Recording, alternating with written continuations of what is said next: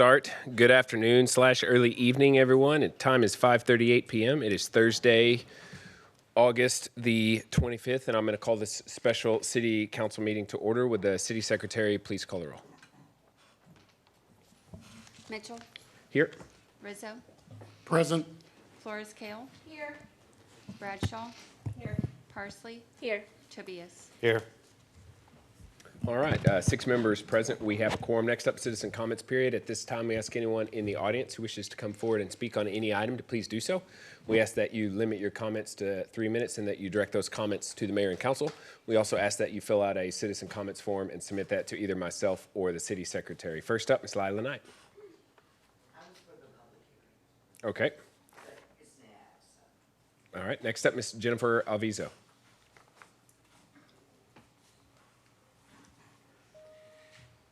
Hello, thank you for letting me come up here and speak. I've been chatting with several of you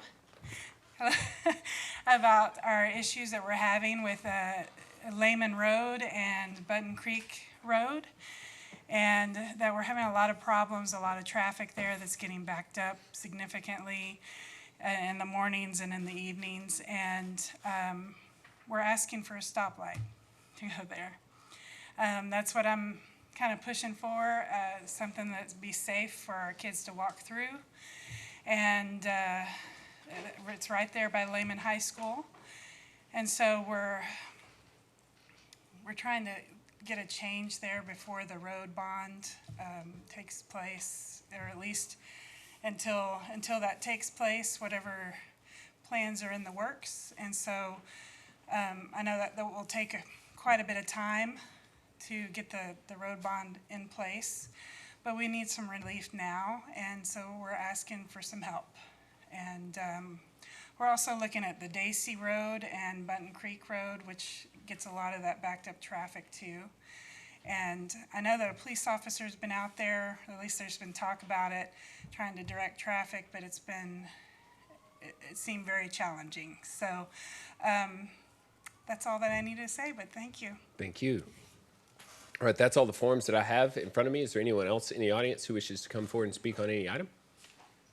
Seeing none, I'm going to close citizen comments period. It is now closed. Next up, public hearing. Conduct a public hearing per the city charter to receive feedback from the community regarding council compensation. Is there anyone who wishes to come forward? First up, Ms. Lila Knight.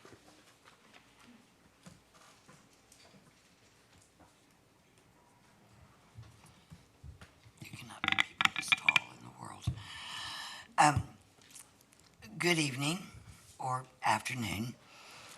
My name is Lila Knight, and I'm not sure how you're going to handle compensation tonight for the council unless it's through just making amendments to the budget.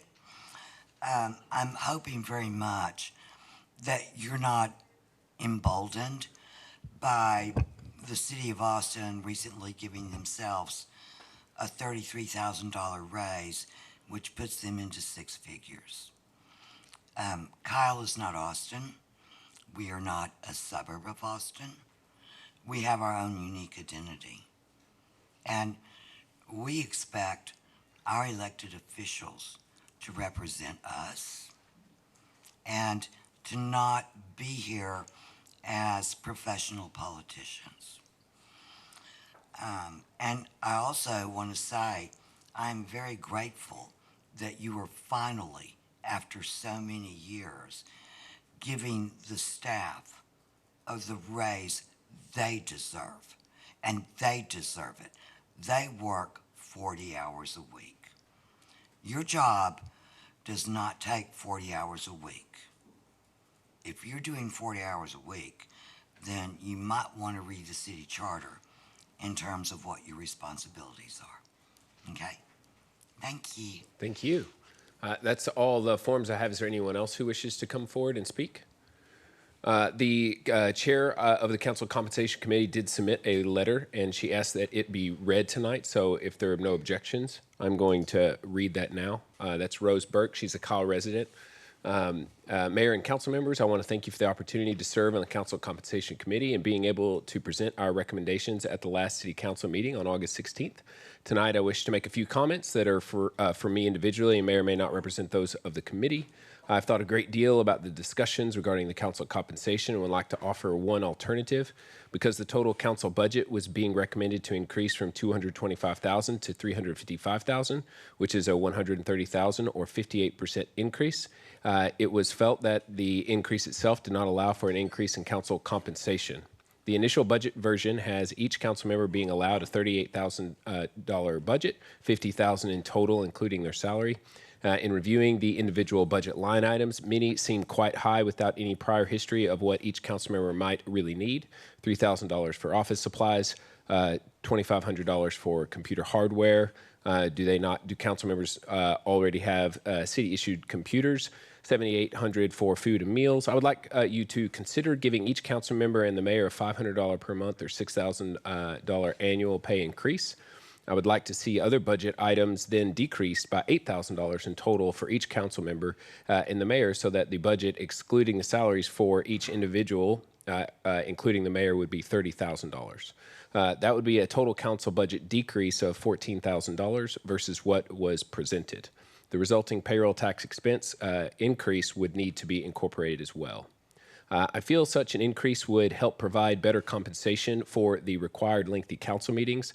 At this point, when we are short a city manager position, I do not feel it is suitable to evaluate whether the mayor and council member positions actually require full-time or part-time pay. If you make those positions full-time or part-time, then it could also eliminate residents that would consider the voluntary position because it is risky to quit a regular job for what might be a 3-year term. Consider that each council member may enjoy what they are doing right now because they know it is voluntary and they are still free to make decisions as to how much time and effort they put into the council. If it is a true job, that freedom will be gone and it might not be fun anymore. Fun in quotes.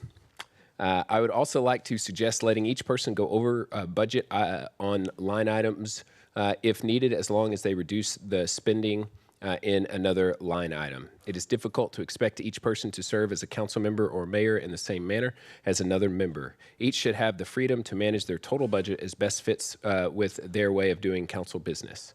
I would also like to recommend 2 items be added to the policy for city council members regarding city business expenses.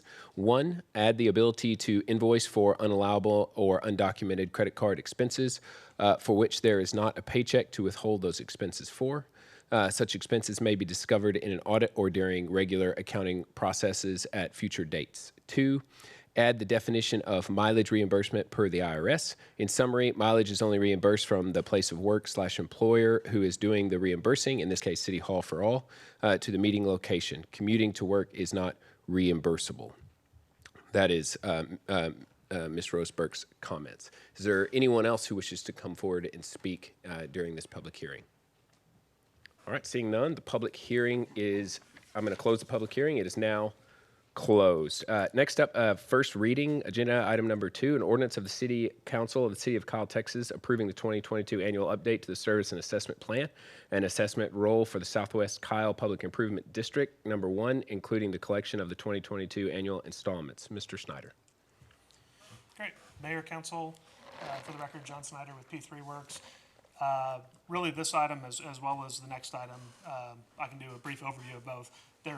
They're just the annual update, so we're not levying any new assessments. This is just simply what we're going to have to do for the next 30 years by statute.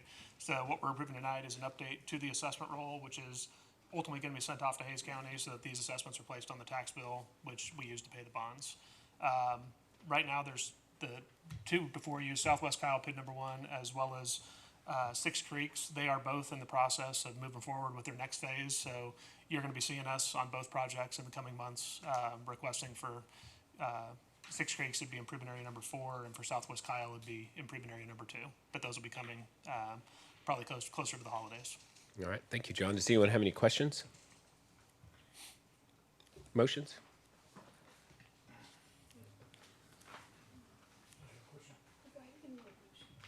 Okay.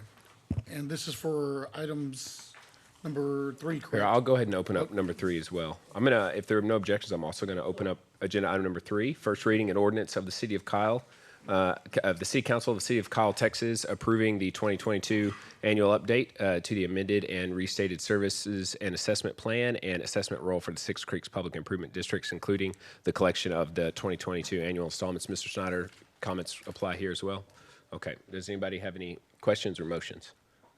Mayor Mayor, Pro I'd Tem. like to make a motion to approve agenda items 2 and 3. All right, motion's made by Mayor Pro Tem, seconded by Councilmember Parsley, that we approve agenda items 2 and 3. Is there discussion on the motion? Councilmember Florescale. Thank you. So for the pits, there's like a laundry, is there like a laundry list that they check off to make sure that it was done? That everything, I know it's at different levels, and so at different times they say this is what they're gonna use the money for. And I just wanna, ask if, either staff or P3 Works just confirmed that it was done.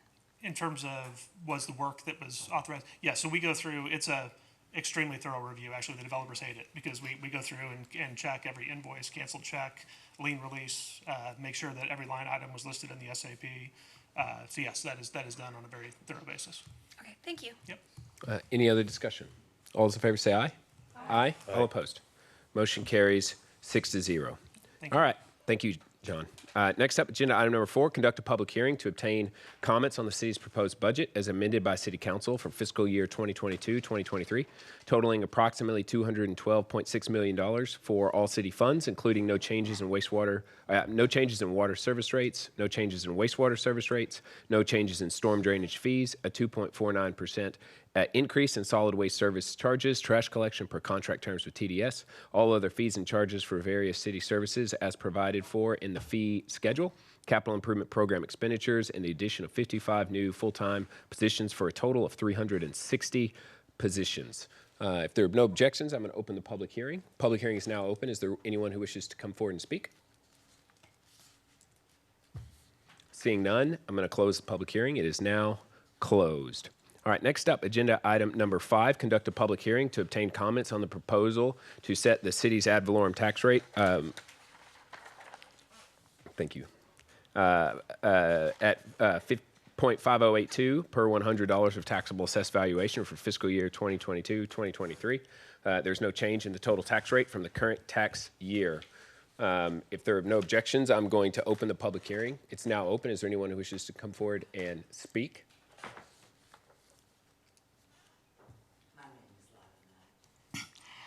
I just wanted to let you know that this week, Hayes County, which encompasses the entire county, did a no new revenue tax rate of 0.3159. You know, that's just for everyone's information. All right, thank you. All right, I have an item I have to read per state law, so if you'll bear with me. This is the second and final public hearing scheduled on the city's proposed ad valorem tax rates for tax year 2022, fiscal year 2023.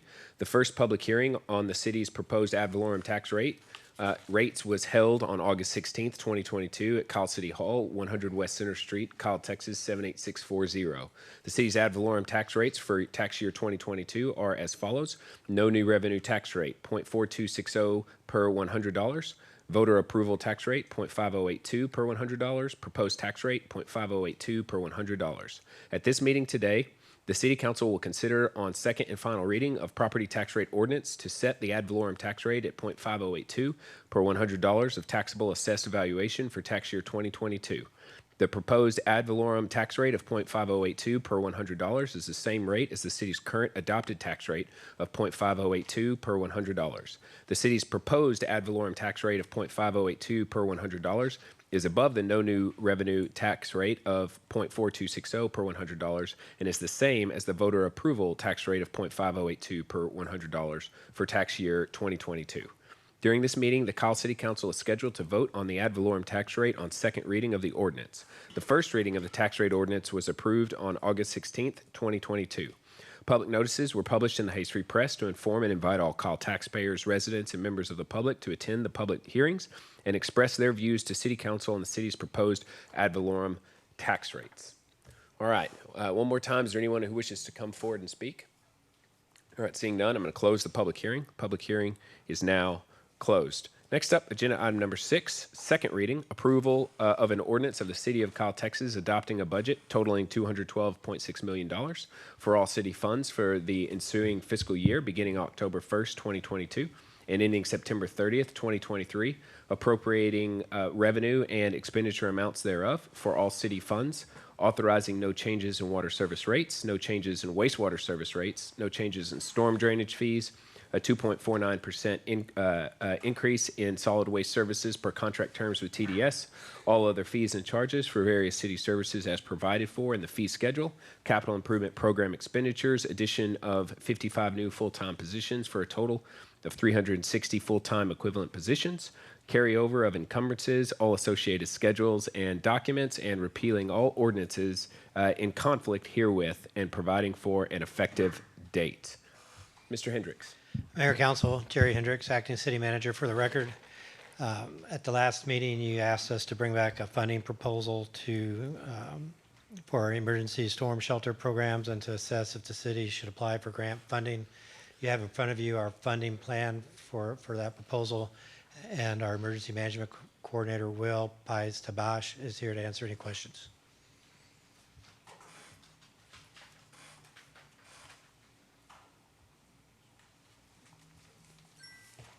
All right, thank you. Does anybody have any questions for Mr. Pais-Tabash? Councilmember Florescale. So we're looking at, in fact, let me just ask, what am I looking at? It's $15,000 Correct. for, We are trying to, I submitted a report on the feasibility of construction for mobile home communities. What I found from TDA and from HMP, Hazard Mitigation Program, is that Kyle, as it stands, does not qualify for grant funding for this program. What I want to do was get a pilot started because Department of Agriculture said we can apply next year to expand an existing program, but not to start a new program. Initially, I'd submitted for 10% of the number of homes there. That number was cut down to 15, which should fund 3 shelters at $5,000 reimbursed per shelter. And on that basis, next year we can apply to TDA, get grant funding to expand our program to 10, 15, whatever it is the state's willing to allow. okay, so my question is to you, Jerry. I can't not have these residents have some kind of safety shelter. So how do we get that to them? The people that live in the mobile homes? How do we get them some type of safety shelter? Is it a technical question? I mean, the shelters are provided, they're provided by private companies. The resident would solicit a bid, they would purchase it, and then the city would come back and reimburse it on the basis of, well, our building department has their own requirements for shelters, and so as long as it passes, it meets the state not the state requirements yet, but our requirements, we would reimburse up to 50%. Next year, that process would be extended a little bit. We would reimburse, and then the state would reimburse us as long as it meets FEMA 3001, I think, guidelines. Okay, so how do we get the residents a storm shelter? The city's has allowed several mobile home areas. So how do I get protection for these residents? So the mobile home areas that are here have been here for quite a while. And I think the first thing that, if you're asking me what I would do if the council directs, so is I would ask Will to go out and look at each of those communities, assess what the needs are, what the population is, and what the layout is, and then bring back a recommendation for what storm shelters would be appropriate in each community and what the cost would be. Okay, I was kind of hoping that's what we were going to do today, is discuss that. So for me, my concern is making sure that the residents have a safe place to go in case of inclement weather, whether it be cold or flood or tornado, whatever the case may be. And what I sound like I'm hearing is it's just going to have to wait until we do all this research. I'm understanding your question a little bit better now. There are emergency plans in place with Hays County to use things like schools, and City Hall has served as a shelter before. churches. Each disaster emergency is different, and we have the ability to be nimble in our responses and to activate whatever resources are needed in a short time span. Okay, Yeah, so since we're not gonna get a storm shelter for these areas, I would like if we could provide to the subdivisions some sort of information, letting the people and the residents know where they can go in case of an emergency. We can certainly do that. I think the first thing they need to know is where to go to get information regarding where to go in case of emergency. Because like I said, every emergency is different, and where you go is going to be different depending on the emergency. Our regional notification system is pretty accurate in targeting, so if Quail Ridge, just as the example, because they're the ones who came up here, is threatened, I just on a map draw a box around Quail Ridge. Everyone in that area, regardless if they're visiting, live there, whatever, as long as the towers can pick up that they have a mobile device in that area, they're getting a text, they're getting a phone call. If someone wants to pre-record a message, we can deliver that too. But they will know in that information, go to the website, go to this location, avoid the area, whatever the message may be. If it's police activity, avoid the area, it'll say don't come here. If it's flood waters are approaching, like the gauge over in Onion Creek on the west side of the county just went up, and so in 2 hours it'll go up here. We'll say the same thing. Hey, flood waters are approaching, ETA 10 minutes, move. What if it's a tornado? If that one, there's not a lot of notice. So we will put out the tornado watch, we will put out the tornado warning. My personal recommendation is in the event of any sort of, watch conditions and it looks like it's going to turn into a warning, I would relocate. To where? That is on an individual basis. We can try to activate the county sheltering system, or we can activate our own if we have some facility use agreements in the city. Okay, ultimately, that's why they contacted me, was because of the inclement wind weather. And so I want to make sure that they don't have to think about all this whenever they have to seek shelter. So I don't know what we can do, Jerry, how we can do that so we can at least I keep think the them informed. first step with anything is public education outreach on what to do in case of emergency, and particularly tornadoes, if that's what the concern is. And I can task Will, along with our communications department, to put together a program and work with the schools to be able to distribute that. Okay, thank you. All right, Councilmember Tobias. Yes, thank you. Exactly what I thought we were already had something in place. 'Cause, hearing from Ms. Flores Kale, I agree with what she's saying, because we all know Texas weather could change at any minute, right? We all know that. So if the residents have somewhere in their immediate vicinity, I think that's what we're trying to get at, to say, where can these people go, especially if we have children that are home by themselves or after school, immediate weather comes up, where can they go right in their area for shelter? I'll just never forget May of 1997, of Gerald tornado, and experiencing some of that when I worked up in North Austin. So when she mentioned that, it is true that our weather changes so fast, and I understand we can implement the Hays County emergency system, but how are we going to be able to coordinate that with the schools at a rapid pace? Are the schools going to be open for these people?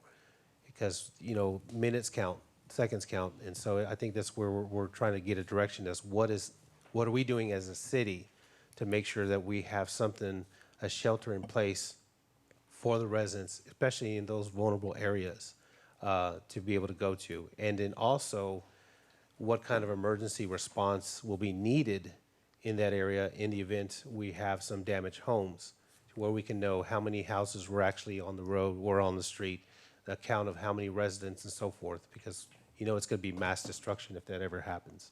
So I think that's kind of the goal, if I'm not mistaken, what Ms. Flores Kales is trying to reach is, if we had our own city would have our own facility to where people can go to immediately, and then also have a backup plan as far as our response for the recovery. I had looked into community shelters, which are freestanding structures within these communities, specifically Quail Ridge. The cost came back to $60,000, and due to the layout, I went over it with Will Atkinson, it would not qualify for federal reimbursement because the folks at the northern end of the development would not be able to reach the shelter on the only land available to build it on the southern end. And then the assistant city manager then explained that these sort of freestanding structures are subject to their own perils. Basically, they're empty buildings that are left empty. They attract pests, vandalism, this sort of thing. So that idea was discounted, but I can go back and try to find more information on community shelters rather than individual shelters. Councilmember Parsley. I have a question. When we send communication that we have like a tornado warning, something like that, who sends that communication? It comes from our regional notification system. I'm notified by the radar station in New Braunfels. That's usually why I'm able to get weather notices out to senior staff before the State Operations Center can. Once I get through to Rachel, she activates the regional notification system and just on social media as well, and lets whoever is impacted know, avoid these roads, be aware of low crossings, that sort of thing. Because I'm thinking, in the meantime, is there any way that we can communicate with the schools or the churches in the area and have a plan in place? That way, when we are gonna send that notification, maybe we can send a list of the places that will be taking people like for shelter Yes. in the same message. When schools are involved, minutes after the first notification goes out to our staff, I'm already on the phone with Jerry Sprocki over at the school district. She's the emergency manager for Hayes CISD. So for the evacuations, it was under 60 seconds between I was notified, I was on with her to see what resources they needed for their evacuation. So minutes do count, and it does take minutes, but it only takes minutes. We can try to streamline even faster. We can create some sort of distribution, but when it comes to that voice-to-voice communication, I'm not sure how to get faster at this point. No, I understand. I'm just thinking if every resident is gonna get the notification, having a text message with a list of the places they can go might be a lot faster for everybody. Oh, yes, yes. Templates are being pre-uploaded into RNS. So we do have the basics in there. The details are the only things that's missing, so it should cut down on the time it takes to generate that message. So things like this river is the one being flooded. These are the people who need to evacuate. Drawing the polygons on the map. Those are the only things that are missing. Everything else is boilerplate. It's just something to consider. Yes, ma'am. Thank you. Councilmember Just Tobias. one last thought. I know for some of you who have been here, lived in the city for many, many years and decades, we used to have a horn, a tornado horn that would go off at noon, and it would sound off. And I know that's maybe primitive, but compared to today's technology, but what if the idea of when we have something like that, where we would actually have a community-wide or city-wide horn or an alert system that everybody can hear, and maybe not just receive it, but they can be aware that when they hear that specific horn or siren that goes off, like back in the day, some of y'all remember that when it would go off, and we would have those grass fires over there and go forth. That meant that every available fireman or volunteer fireman rush over and get on the truck and head out. But it's something of that nature. I mean, I know some cities have that. I know maybe we've gone past that, but I'm just thinking of different ideas in my mind of just how we can notify people that there is a huge storm coming or a tornado when they hear that siren to take cover. A citizen had asked about our existing sirens. When I reached out to Parks and Public Works, I found that the infrastructure, the sirens themselves have been taken down. At Jerry's request, that's something I can try to explore. How do we get other sirens implemented? Yes, please. Something we could think about is maybe in partnering with some of the municipalities or even partnering up with the churches, finding a way to update their infrastructure in a way. I know this would be a cost for the taxpayers, but I think this is where council wants to go, is to find some safe havens for people in case they're if we get some inclement weather, like a tornado or something like that, going to some of the local churches and finding out how it could assist to upgrade some of their facilities and being able to access them in a case of emergency. Because the hardest thing that you have in emergency is finding someone with the keys. And that's something we could probably rectify if we partner up with some of the local municipalities. But really, there's not a whole lot you can do sometimes. It's just It's nature, you can't control it, it's just gonna happen. But if we can do things to be retroactive and keep people safe, that's definitely what the goal is here. I think it's what everybody's goal is just to try to find safe haven for people. So maybe starting some partnerships with some of the churches or some of the schools around the area, seeing what we could do. Yes, sir. If you could explore that avenue, it'd be great. If that's council's will. That'd be great. Cool. I'd like to make a motion to approve the funding proposal, amend the proposed budget for fiscal year 2022-2023 to add 15,000 in expenditures in the Emergency Management Cost Center for implementing a pilot program for emergency storm shelter, the city's emergency management coordinator to seek federal or state funding and/or to expand the program if determined necessary based on the pilot program, and reduce the fund balance in the general fund by the same amount. Second. Motion by Councilmember Flores Kale, seconded by Councilmember Tobias. Is there a discussion on the motion? All those in favor say aye. Aye. All opposed? Motion carries 6-0. Other items? I have a couple. So the first one is the Kyle Housing Authority. So we've had some discussions in executive session about the nature of the Kyle Housing Authority. It is we've been engaged by HUD regarding their REACT scores and trying to get the Pete Dressen housing up to passing grade so that the folks who live there can stay there and continue to receive subsidies. There has been discussion about what might or might not be possible from the city's standpoint in terms of engaging a redevelopment program. We have learned that the ownership of the underlying land is tied to the Catholic Church, and as such, a redevelopment proposal is not that likely to happen. We do have the opportunity, however, to invest in the Pete Dressen housing by doing two things. One, potentially putting some funds towards upgrades to get the units more livable and in better conditions, and two, helping them to pay off their debt that they incurred back in 1976, I believe. It still has a balance.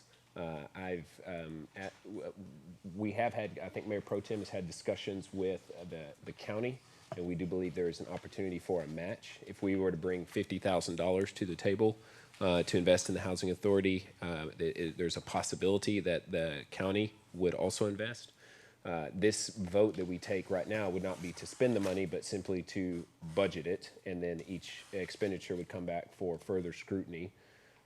So if there's a general openness, what I wanted to propose was to allocate funds, assuming that the finance director says that such funds are available, to potentially pay off the debt of $178,187. As well as $50,000 for upgrades, and wanted to see if there was any feedback on that potential proposal. Councilmember Flores Kale. Thank you. I am interested in this idea, and my question to Perez is going to be, this year we allocated some money, or I guess last year for this year, for the state lobbyist, which I don't think we ever utilized.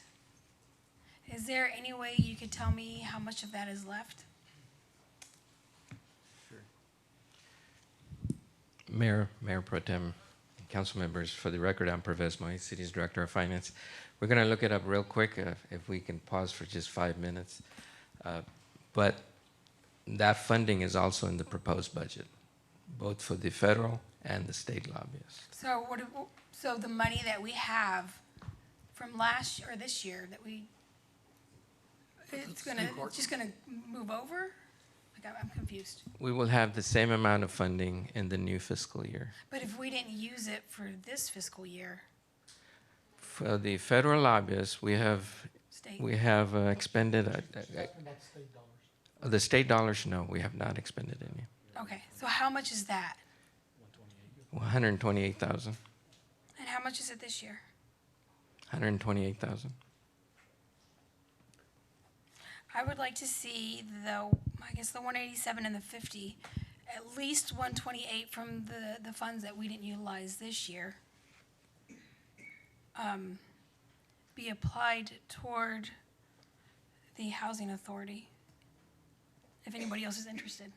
Well, I'm not sure that I wasn't aware that was in there, so I think that's probably not a bad idea, because I'm not sure this council's got has it top of mind to engage the second lobbyist, so I think that's probably a pretty good source to add. Do we have any other thoughts on that? So to be clear, Ms. Flores Carroll, you want to be able to use the remaining balance from this coming year for the lobbyists to go towards the housing authority, to be able to use it, to utilize that? Yeah, if we actually do both, it'll give us 256. That should cover all of it. Okay. So, So you want to eliminate the federal lobbyist? not the federal, the state. The state. Are you saying using this year's plus next Last year's? year's Yes. state Yeah, lobbyist. okay, well, it didn't work that way, because last year's, it's not that, you only have 120, and Pervez can explain. You're only gonna have the 128 to play with, yeah. Yeah, so this year's fund balance includes the unexpended state lobbyist funds. So it has already been accounted for in the proposed budget. So all we have is $128,000 Okay. in If you next don't year's. spend last year's dollars, it doesn't Roll double over. up. It just, Okay. it sweeps to Pervez squirrels it away, that's what he says. So, Okay, now I would somewhat. like to see that amount be Okay. applied to the housing authority. I Do have we- a question. Councilmember Parsley. Will the county match more than 50?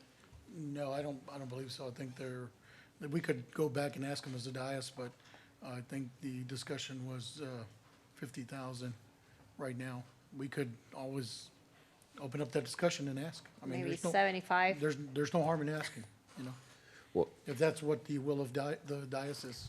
Well, if the debt is almost $200,000, and then we're gonna do 50,000 that they will match for repairs, but we know that that will put them just to bear minimum operations. it's actually, I believe what they said that they would need would be slightly over 100, so it wouldn't even quite cover it, but it would get close. It would get them to the point where they would now be able to pass all their inspections.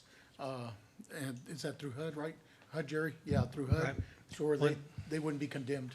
So once they get to the point where they have a 60 on their inspection, that opens up opportunities for things like a rent analysis, where they could petition HUD to increase the voucher amount that they receive for the people renting there, which right now we estimate that to be almost double what they're receiving now. Once you pay off the debt, that's a $4,000 a month cash flow that they can add to their ability to maintain the property. So, but the key thing is getting that REACT score up to open up these other opportunities to raise money.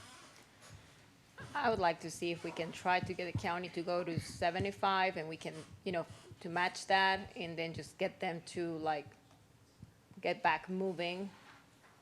That would be my We can certainly suggestion. ask. This would be an unbudgeted amount from the county, but we could certainly open up that dialogue. Yeah, Jerry, if you wouldn't mind reaching out to them and getting that conversation started. And if any one of the council members, I'm sure any council member here would love to be there in that meeting with you if you need us. So without that, it looks like we still need 109,000. So, do we just want to budget that? And then if we do, I don't want to go forward counting on the county in case they say no, because, collectively they have to go on there and make that decision, so. The 50, so we can probably count on the 50, so eliminate the 50, what are we at there? If we went with the 50, the big one? It'd be 59 altogether that we'll have. So if we have 128 from the lobbyist, yeah, and then if they, I really hate to say that without having them, 178, yeah, then we'll need 59,000 left over. 59K. All right, let's get the exact numbers, because we're gonna have to make an exact motion, Okay, right? so So it's I gonna think we're, be, Yeah. it's gonna be Well, I'm- 128. let's get it from Pervez, let's let him. So if I could just, if you're done, Councilman? Okay, I just wanted to elaborate why this is so important.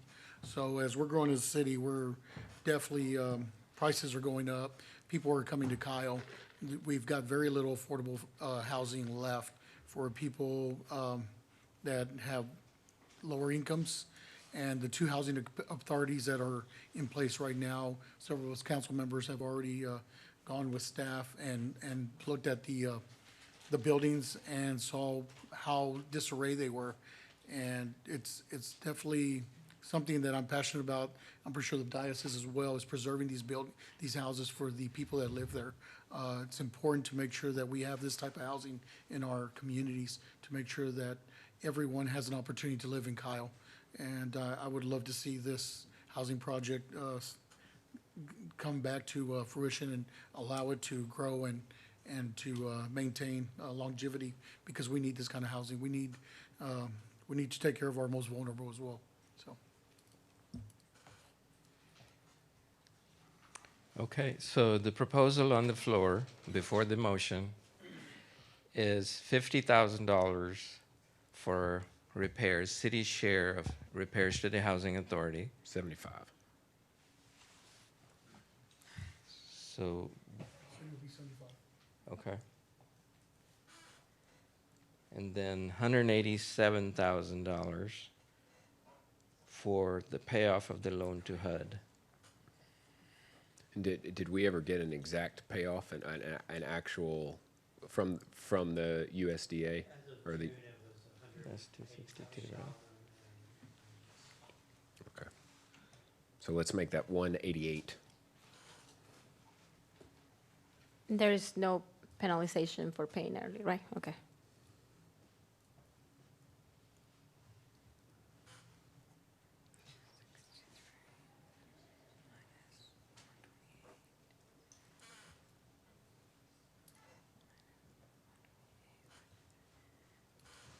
And then the lobbyist, the state portion of the lobbyist budget is 128. So $75,000 for repairs, city share, and $188,000 for loan payoff to HUD.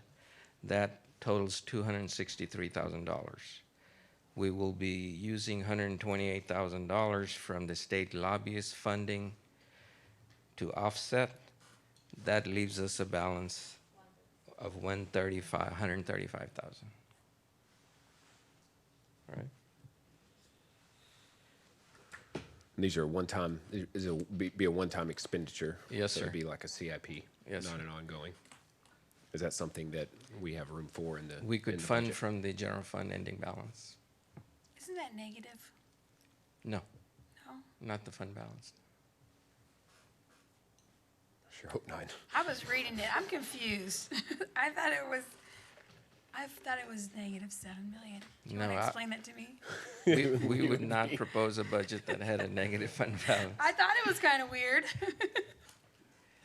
All right, I'd like to make a motion to amend the proposed budget for fiscal year 2022-2023 to add $263,000 for $188,000 payoff of Kyle Housing Authority's long-term debt and $75,000 for investment in rehabilitation of the Pete Dressen housing, and to reduce the lobbyist budget by $128,000 to eliminate the appropriation for state lobbyists, and to reduce the general fund balance by $135,000. Second.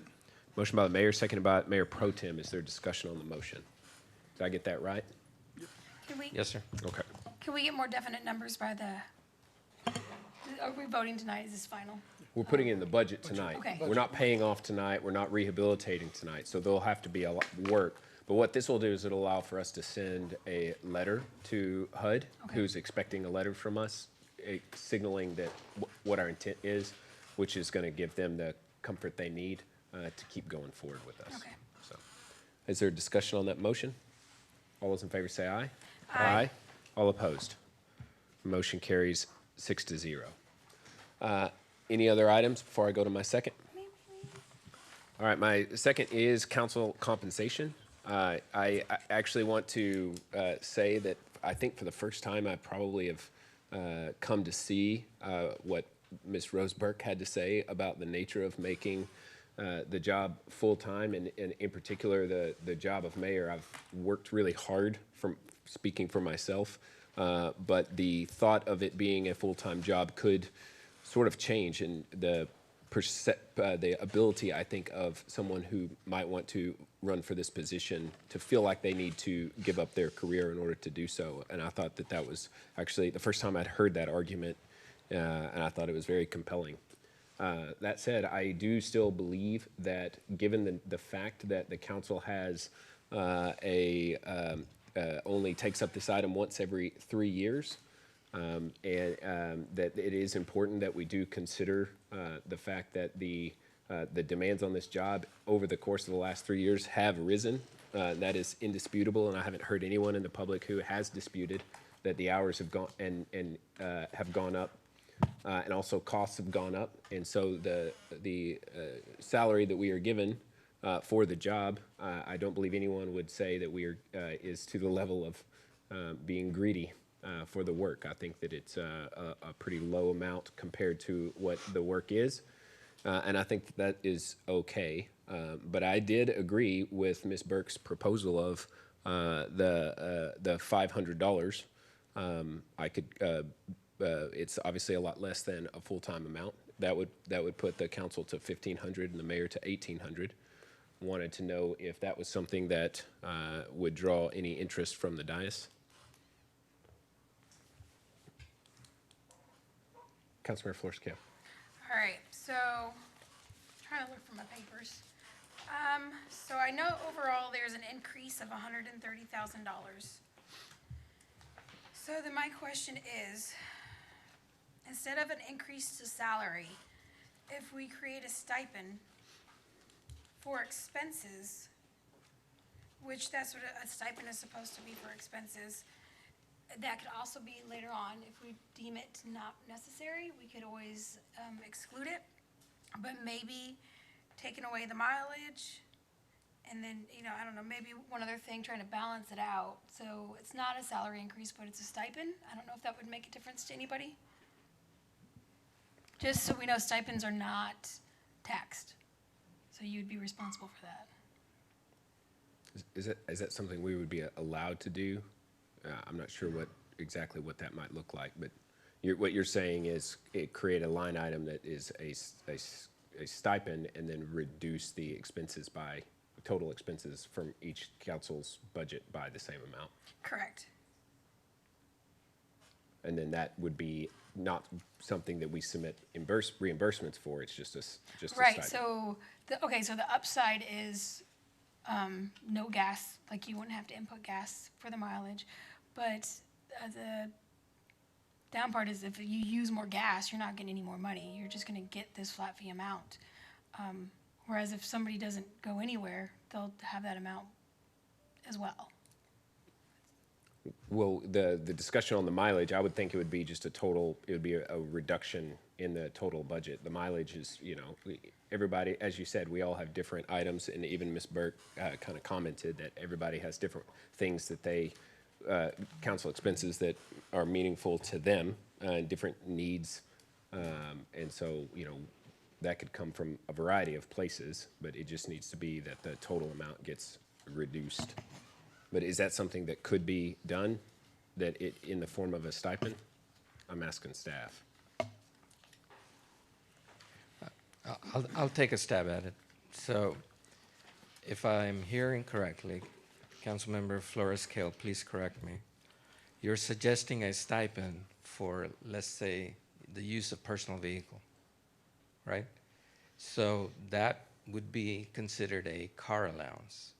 If it is a car allowance and it's a set amount each month given to a council member, so based on IRS rules and regulations, that would be a taxable income to the council member or to the mayor.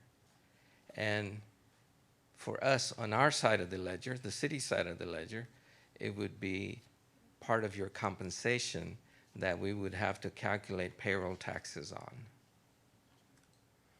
Okay, what if it was for printer, like ink?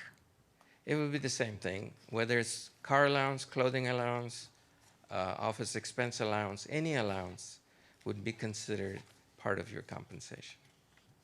Well, could it be separated though, in two different forms? So, because our Councilmember Tobias had mentioned that he uses the the $1,000 a month for reimbursement of some of his expenses that he doesn't charge to the city. But it's really, the way that it's set up is for a salary. So a lot of us say as compensation for at least a portion of the time that we spend on the job. But if we separated that out and had an additional $500, even though it would be taxed, that would be an expense account that we could then use or not use.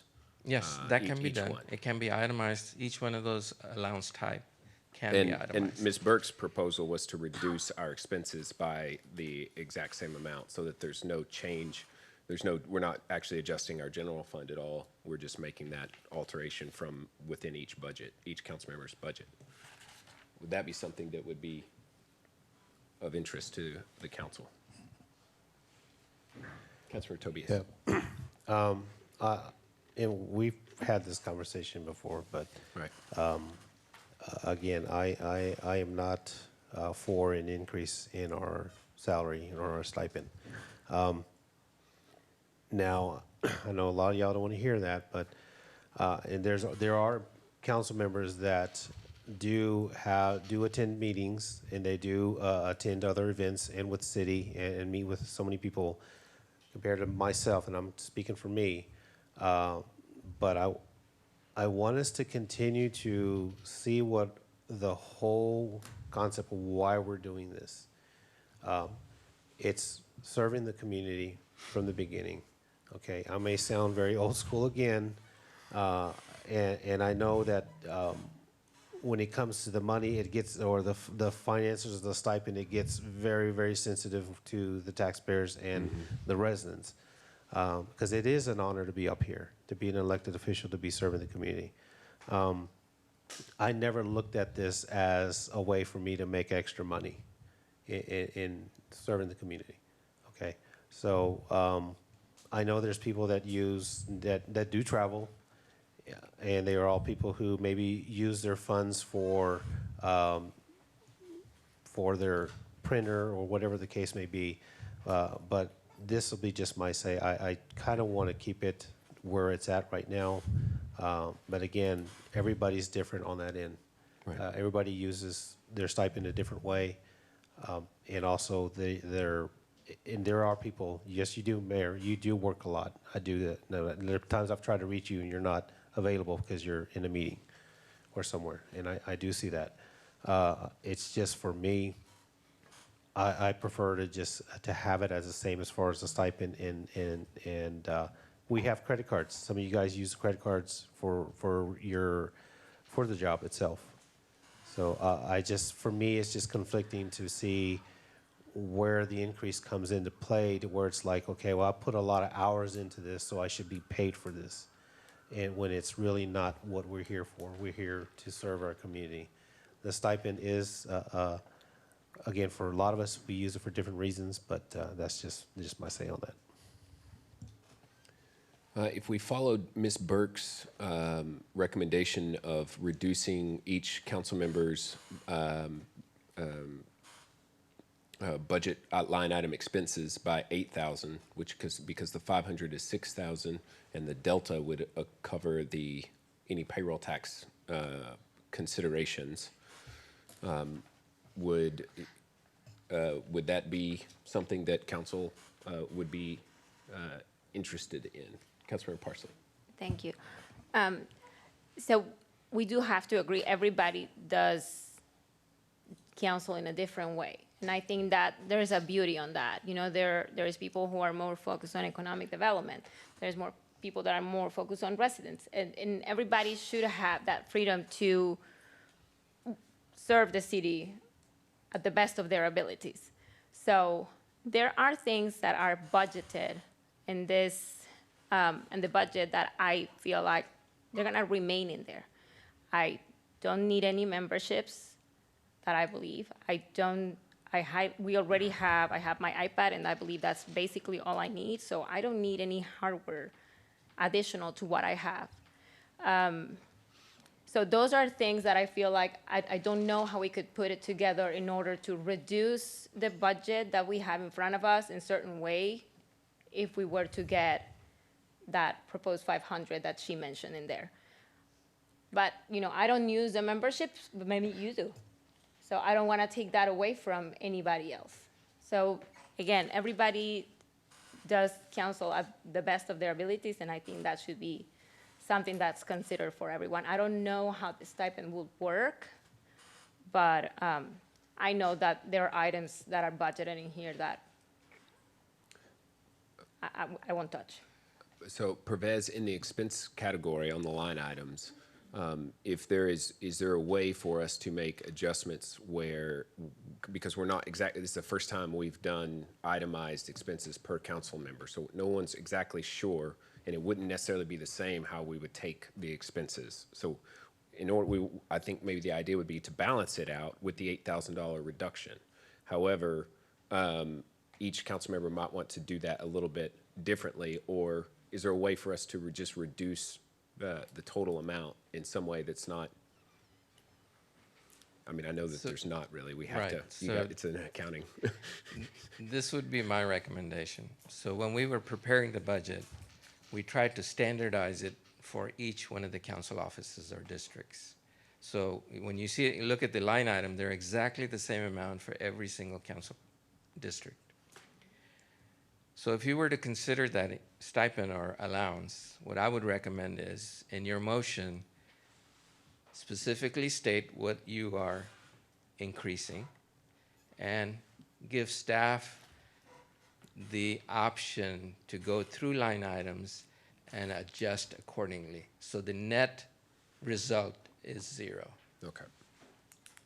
I would like to make a motion to create a $500 per month or $6,000 total increase for council compensation in the form of a stipend identified for expenses, and to reduce the from each council member's total expense budget an amount that allows for the compensation or each council budget to not be affected by that change. Second. Only for discussion. Motion by the mayor, seconded by Councilmember Flores Kale. Is there discussion on that motion? Councilmember Parsley. So what Ms. Burke was proposing was for us to get the $500, 6,000 yearly increase and bring down the budget $8,000. Will that be the motion? Well, the reduction in expenses will be more than 6,000 because it will take into account payroll. But it's a finite calculation is what Pervez is saying. So it's not an exact number. The way I read Ms. Burke's comments was that it was, she increased over the expense amount in order to make sure that it was covering that additional, any additional payroll costs. So the motion that I made was to have it be a net 0 on our budget. Okay. My question would be, what would we remove then? Because I'm looking at this and I am none the happy about the legal services all of a sudden being just $5,000. I think if there's an increase, well, actually, if I could ask Perez, there's an increase of $129,000, I think, for council. Can you tell us where that increase came from? Sure.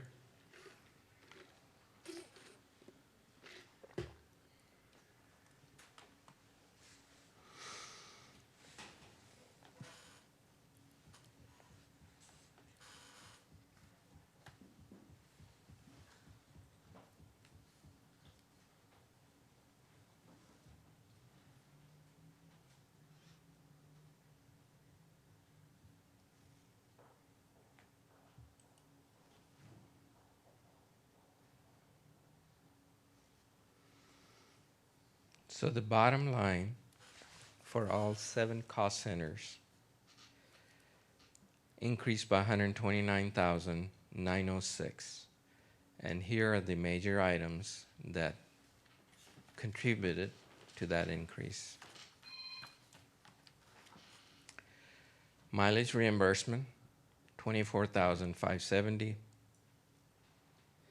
Membership and dues, $26,980.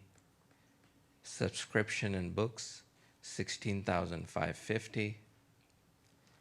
Legal services, $25,000.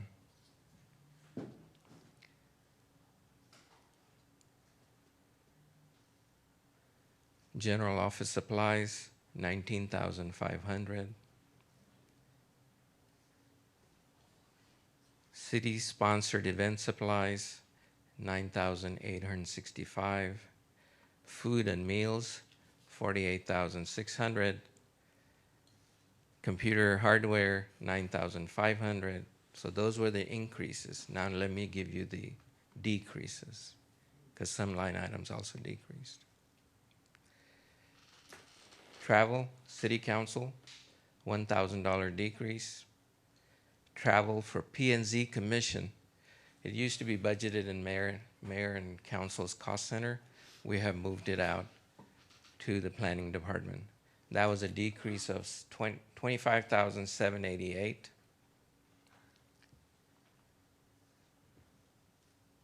Advertising reduced by 4,000.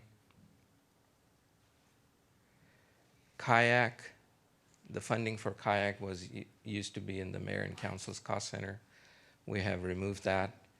That was $10,000 reduction. You didn't put it anywhere else it's just gone now? The kayak. The kayak expenses, yes, it didn't.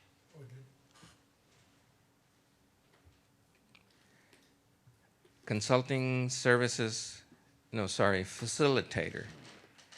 A third party's facilitator services, we reduced it by 6,000.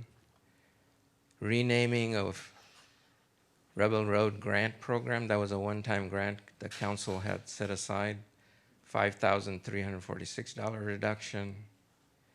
So if you add and subtract those items that I just called out, should result in a net increase of $129,906. Okay, I'm not a fan of taking out kayak. I don't know if we can find a way to put that back in there and balance it out. Okay, let me correct that. Kayak is still at 10,000, but it's not in mayor and council. We moved it to a separate, Okay, we didn't do away with it. no. Okay. You scared us there for a minute. It's a great program. Councilmember Parsley. Thank you. I have a question, regarding the legal fees. Since we have those 5,000 allocated, can we pick our own legal advice with our own attorneys? I'm sorry. I heard a gasp over there, so. From Lila. I'm just asking. What was your, I'm sorry. Like, because I know that, our city attorneys get paid depending on how much we utilize them, right? That's correct. So I'm just wondering, is since we have that amount allocated, could we pick, if I were to want to get advice from a different attorney? I'm nothing against you, Paige. I'm just like asking questions. Is that something I could do? No. Okay. We have a city attorney under contract. That's who we go for legal advice. Okay, thank you. Is there any other discussion? Yeah, I'm not gonna vote for the $5,000 for legal services. I don't know how you guys wanna adjust that. But I do not, as a council member that represents District 2, want to be limited by the legal advice that I can ask. Okay. But we What have I'm the, saying is how did it used to look, Perez, in the sense of legal fees? In prior years, legal fees were all budgeted in the city manager's cost center. So it was very difficult to pinpoint who was spending how much on legal fees. So we have slowly moved into where each city department is responsible for paying their own legal fees. And we've tried to do that with mayor and council as well with the new budget.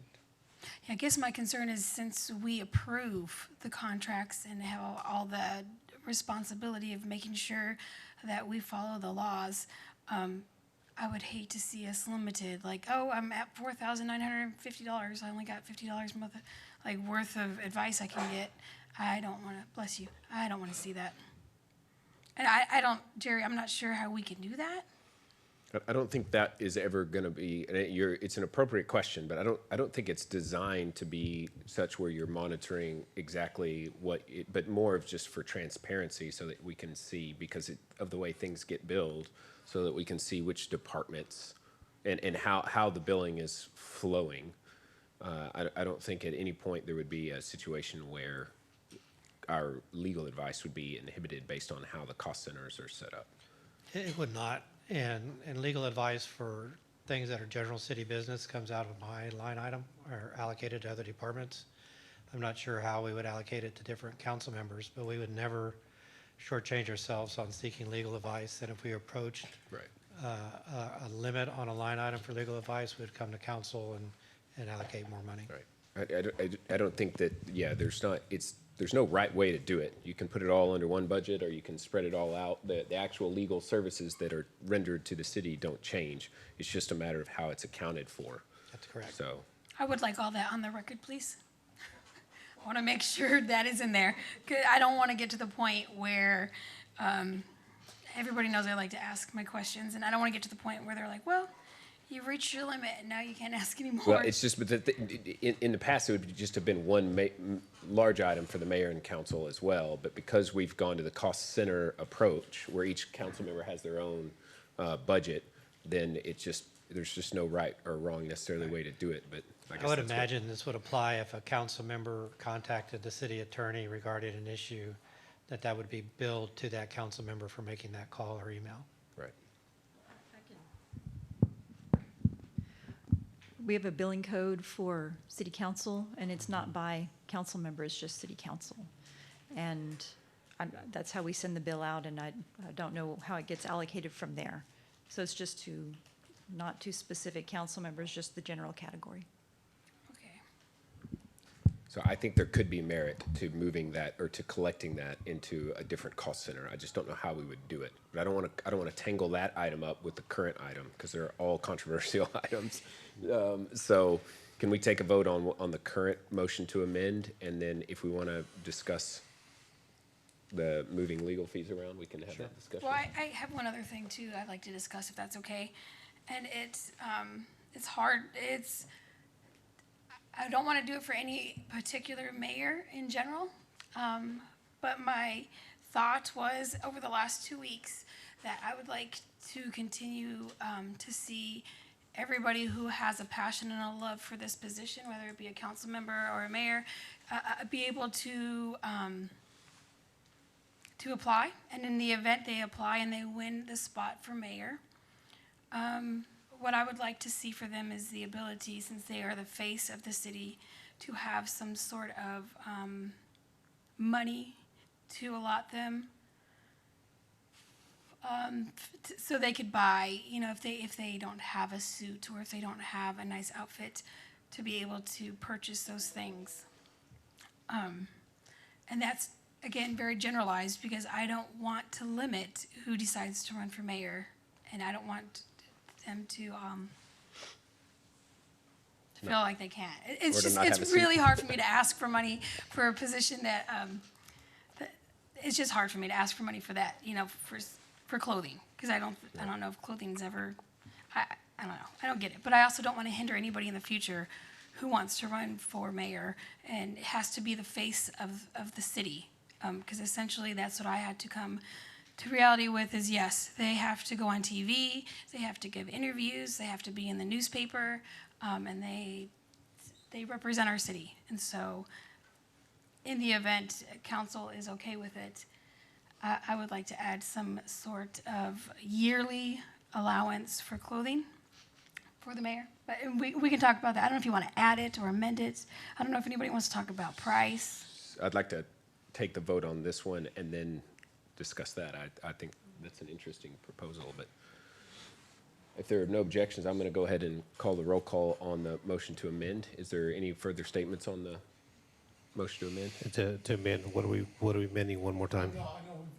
Right, that's what I'm trying to, so the What are motion we that's on the amending? table is a motion to amend to add $500 a month in a stipend and then to give staff direction to reduce $500 a month in expenses so that the budget stays zero. So there's no change to the general fund. But there's a change to where the cost centers, So you're saying there's a change to the compensation amount? there's a change to it would be a W-2 income of 500. For additional council. For council, and then a reduction in expenses. And it's not as a salary, it would be in the form of a stipend for expense reimbursements. Not a salary. All right, roll call vote. Bradshaw, Aye. Rizzo, Could you state that motion one more time? I'm still trying to grasp it. I'm sorry. We just were all over the place. Okay, so it's a total of $6,500 a month increase for each council member's cost center in the form of a stipend, which taxes will be taken out. So it will be reported as W-2 income, but it will be for allocated or for the purpose of expenses. And our expense budget will be reduced by the same amount so that the net effect is zero. But the income that you receive will increase by 500.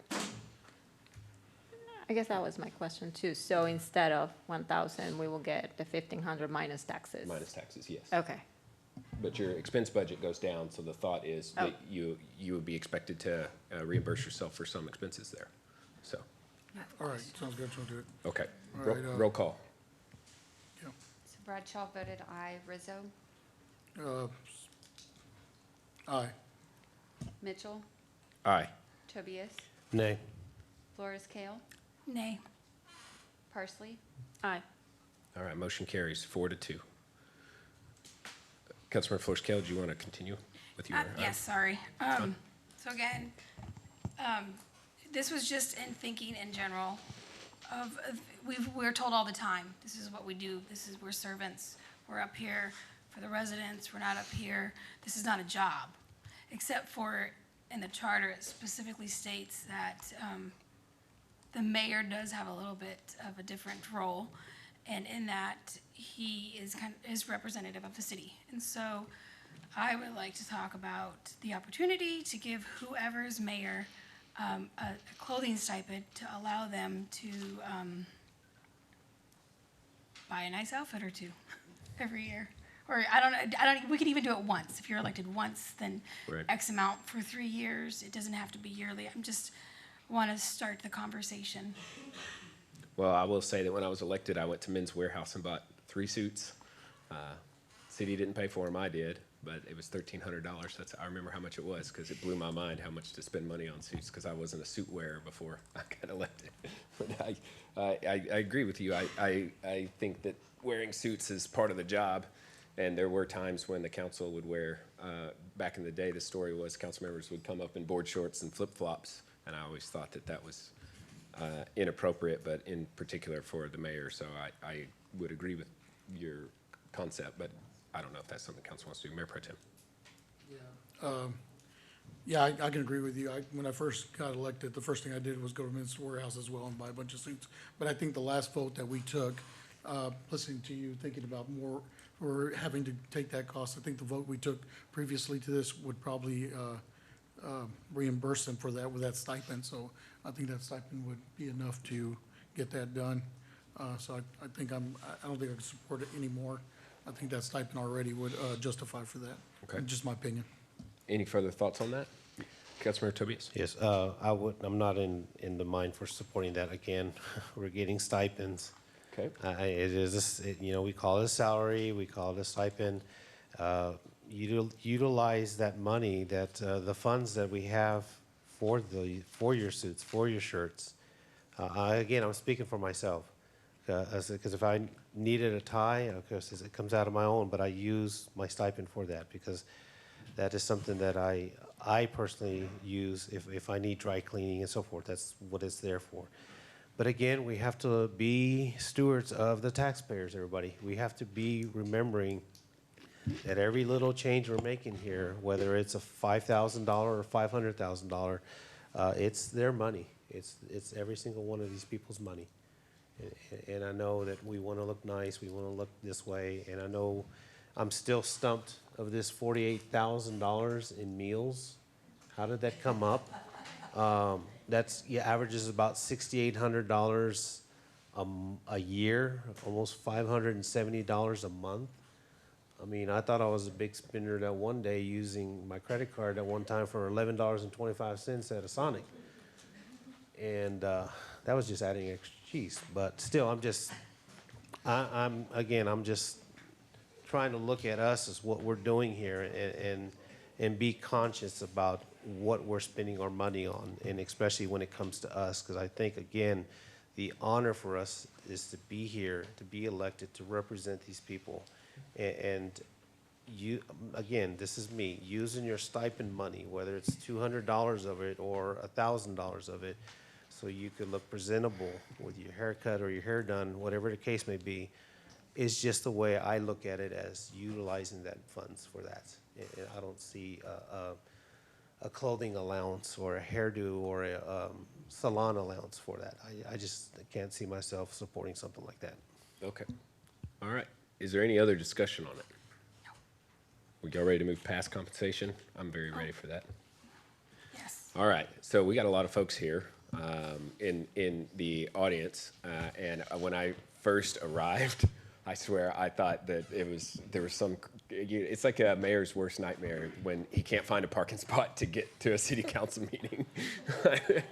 But I love seeing these Stronger Together shirts. I think at the end of the day, what this budget represents is an investment in our infrastructure, and people are a part of our infrastructure. So I want to make a motion to approve. Wait, is this for the Mayor? whole budget? Yes. Can I make some comments before you vote, or after you vote? There's I a thought we were motion just on talking about the compensation. I still have questions on the budget. Okay. But we can Sorry. do the motion Maybe and then talk about it. Okay, that's fine. Well, I don't want to do motions to amend the motion to approve, so we'll keep the motion to approve the total budget away. I thought we were done, so Councilmember Flores-Kell. Thank you. I have a couple questions. Okay, so my first question is going to be about purchasing temporary stop lights for the city. If we could place that in the budget so we could utilize those in different parts of the city, since I know that we are probably going to need temporary stop lights probably for the next 5 to 10 years to help navigate the traffic until we can get our roads completed. Yeah, I can't argue with that, but I think it'd be a better use of our money and better able to deploy those if we just put money in there to rent them. Because buying one is very, very expensive, and we can rent several at particular times during the year for a lot less than we could buy one. And if we buy them, then we have to store them and maintain them. So I wouldn't mind having money to rent more. Yes, I would like to make a motion to have staff find funding for for renting temporary stoplights. Is there an amount? I'm sorry, is there a number? I would think, thank you for bringing that up, because we had that same issue with Daisy and BB Road when we were having that construction, right? So we actually went to the county for that because there was major accidents that were happening out there. And I think we rented them through the county, or they found a third-party vendor for us to rent. And I think that would be great for us to be able to look into, especially like yesterday, when we have our situation at Bunton and Lehman and Daisy and Bunton, to at least try to look into offering some kind of relief for the people over there, especially by South Lake Ranch, those people getting out.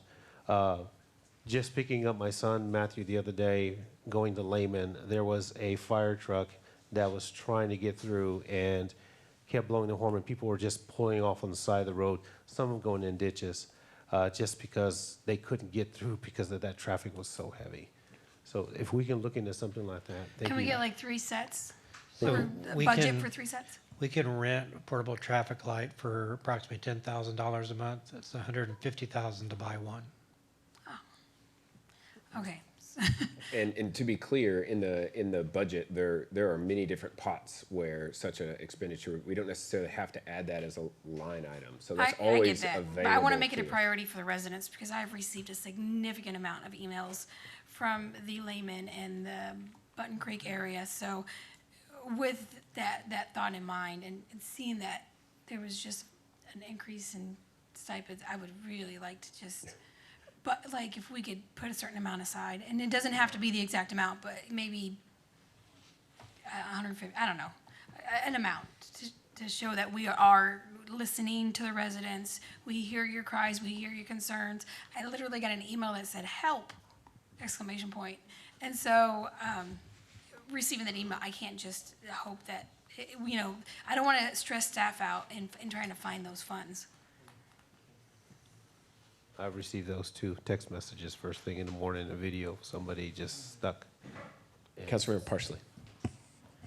Thank you. I was wondering if purchasing, this was gonna come up to the next meeting, but maybe purchasing will be a better option, because I don't think this problem will be solved in 10 months. I don't know what we're gonna do about that intersection, so maybe purchasing might be a better option instead of renting it. We are currently working on a permanent solution for that particular intersection. Okay. And, my recommendation would be to rent temporary lights until we are able to implement the permanent one. Okay. Can we set aside then 150,000? Is that too much? I don't know what it looks like. I mean, if buying one is 150,000, then I would like to put aside at least that much to ensure that we can. So putting aside that money would just be taking it out of the general fund balance, so I don't think anybody would complain about that. I don't argue that either, but we can come back with a plan to address that at the September 6th meeting, if that's all right. Yes, I would like to, okay, so I'd like to amend my motion. I'd like to, Well, you don't have to amend it because the motion actually, you didn't quite finish because there's no. Okay, that's right. But it's Okay. Staff is saying that they're going to bring back a proposal and there'll be a budget amendment, but it's the same now, so there's no, If a budget amendment is needed, we'll bring one back. right. okay, so that was for my lights. And I also want to discuss a concern that I have with the police and how they hire. And so, I don't know, is Chief here? I believe Chief is online, but Captain Hernandez is here. Okay.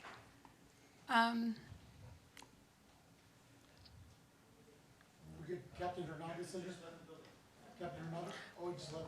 Well, anybody who kind of has an idea. So my concern is the police department hires differently than most departments. So it usually takes 18 months for an officer to go through training. And so what I would like to see in their budget is some kind of, I don't know how to describe it, like an option to hire and promote as the employee's process, I guess. Meaning, if it takes 18 months, we don't want to do it all by a certain date. So Tim can back me up on this, but the hiring process is outlined in the meet and confer agreement that we just approved in the civil service rules. But part of what we put in the meet and confer agreement was the ability to hire more experienced lateral hires from other departments that should improve that.